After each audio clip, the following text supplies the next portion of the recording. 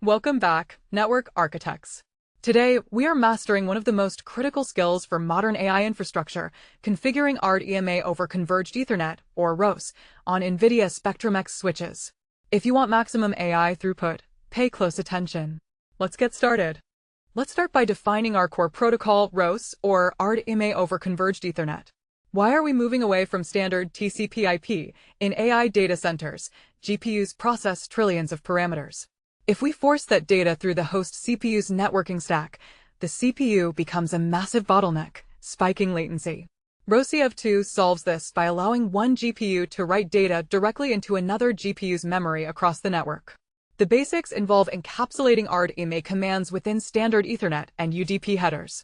However, the deep dive reality is that RoCE assumes a lossless fabric. Standard Ethernet drops packets when congested. If you drop a RoCE packet, it triggers a go-back-N retransmission, forcing the system to resend massive amounts of data and destroying your AI training performance. To configure RoCE successfully, we must first engineer a lossless Ethernet fabric. Look at this comparison diagram. On the top, the legacy TCP/IP model forces data through the CPU kernel on both sides, requiring multiple memory copies. It's slow and inefficient. On the bottom, the RoCE bypass model shows the GPU communicating directly with the SuperNIC. The data flies across the Spectrum-X switch and lands directly in the destination GPU's memory. Zero CPU interrupts, zero unnecessary copies. To make Ethernet lossless for RoCE, our first configuration pillar is Priority Flow Control, or PFC. What is PFC? It is an IEEE standard that prevents switches from dropping packets. The basics are simple. When a switch port's buffer reaches a critical threshold, it sends a pause frame upstream to tell the sender to stop transmitting. Why do we do this? To protect the RoCE traffic from the catastrophic drops we discussed in slide 1. How do we apply it? We map a specific DSCP value, often DSCP26, for RDMA traffic to a dedicated lossless traffic class. But here is the deep dive warning: PFC is a blunt instrument.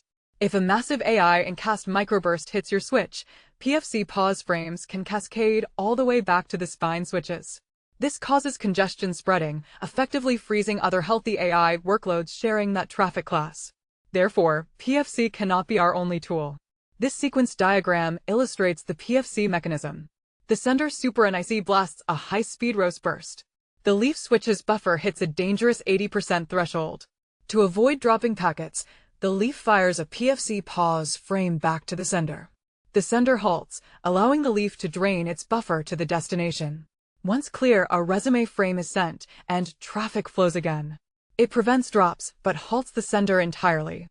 Because PFC halts traffic abruptly, we need a proactive mechanism. Enter Explicit Congestion Notification, or ECN. What is ECN? It is a protocol that marks packets to signal congestion, rather than dropping them or pausing the link. The basics involve utilizing 2 bits in the IP header. Why is this critical for RoCE? Because ECN allows us to gracefully throttle the sender's speed before the switch buffer fills up and triggers a PFC storm. Here is how the loop works. As congestion builds, the Spectrum switch flips the ECN bit on passing packets. The destination SuperNIC receives this marked packet and instantly fires a congestion notification packet, or CNP, back to the source. Diving deeper, the source SuperNIC uses an algorithm called DCQCN to smoothly lower its transmission rate. In a perfectly tuned Spectrum-X network, ECN handles 99% of congestion, keeping traffic flowing smoothly, while PFC sits in the background as a last resort safety net. Follow the ECN lifecycle on your screen. The source SuperNIC sends data. The Spectrum switch detects early congestion and marks the ECN bit on the payload. The destination SuperNIC sees the mark and generates a CNP response. This CNP routes back to the source, which invokes the DCQCN algorithm to proactively lower its transmission rate. The network self-regulates without ever dropping a packet. Now, how do we actually implement this on the hardware? We use NVIDIA, the NVIDIA User Experience CLI, and API in Cumulus Linux. What makes NVIDIA brilliant is its declarative nature. The basics of RoCE configuration require perfectly aligning buffer thresholds, enhanced transmission selection, ETS, PFC, and ECN. Why not do this manually? Because getting the byte-level buffer math wrong on a single port can cause a massive AI cluster to fail. How do we do it? We use NVIDIA macros. Look at the sample code. Simply type nv set QoS RoCE enable on, and then nv config apply. That's it. For our deep dive, understand what NVIDIA is doing behind the scenes. It talks to the Spectrum ASIC, reserves dedicated lossless buffer pools, maps DSCP26 to a strict priority queue, enables PFC, and calculates the exact ECN marking thresholds required to balance throughput and latency perfectly. This flowchart demystifies the NVIDIA automation. The administrator inputs a single, simple command. The NVIDIA engine intercepts this and translates the intent into complex hardware instructions. It maps DSCP26 to traffic class 3, turns on PFC for that class, sets the exact ECN thresholds, and allocates the lossless buffer pools. The Spectrum-X ASIC is instantly optimized for AI workloads without human error. Configuring RoCE is only half the battle. Maintaining its performance at scale requires isolation and adaptive routing. What is this? In a multi-tenant AI cloud, you have multiple RoCE workloads running simultaneously. The basics involve replacing static ECMP routing with dynamic adaptive routing. Why? Because ECMP uses hashing, which inevitably causes collisions for massive AI elephant flows. A noisy neighbor can trigger a PFC storm that degrades everyone's performance. How do we fix it? We enable adaptive routing via NVIDIA. In our deep dive, here is the magic of Spectrum-X. The switch analyzes queue depths in nanoseconds and sprays the RoCE packets across every single available uplink, entirely avoiding congestion. Because the packets take different paths, they arrive out of order. The blue field, 3 Super NIC at the destination, catches them, reorders them in hardware, and delivers perfect, sequential data to the GPU. Combined with a fully shared buffer, every tenant gets guaranteed, isolated performance. Look at the adaptive routing flow. The Spectrum for switch receives the RoCE data and sees that spine 1 is congested. It intelligently avoids spine 1, instantly spraying the payload across the clear paths of spine 2 and spine 3. The destination Super NIC receives these scattered packets, reorders them instantly using its hardware engine, and feeds the GPU without skipping a beat. Let's examine a real-time use case. Imagine you are managing a 1,000 GPU cluster training a massive mixture of experts' large language model. You notice random, severe latency spikes. What is happening? Models require all-to-all communication. Thousands of GPUs send data simultaneously, creating massive encast microbursts that overwhelm switch egress ports. If you are running standard Ethernet, packets drop, NCCL retransmits, and your training stalls. Here is the Spectrum-X solution. You configure RoCE of 2 using the NVIDIA commands we discussed. Now, adaptive routing scatters the chaotic all-to-all traffic across the fabric. When a microburst does hit a leaf switch, the Spectrum-4's fully shared buffer dynamically absorbs the spike. The switch marks the ECN bits, the Super NICs instantly throttle their output, and the burst is smoothed out.